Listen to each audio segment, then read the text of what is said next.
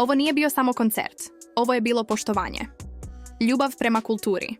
Razumevanje da kada nastupate u tuđoj zemlji, nosite odgovornost prema publici koja vas voli. Tairović je pokazala kako se prava zvezda ponaša. Nije samo otpevala pesme.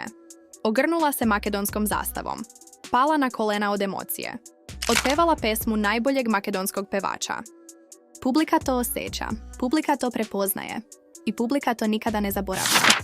Makedonski fanovi su je zavoleli još više. Komentari su pljuštali. Ovo je prava zvezda, ovo je poštovanje prema našoj kulturi.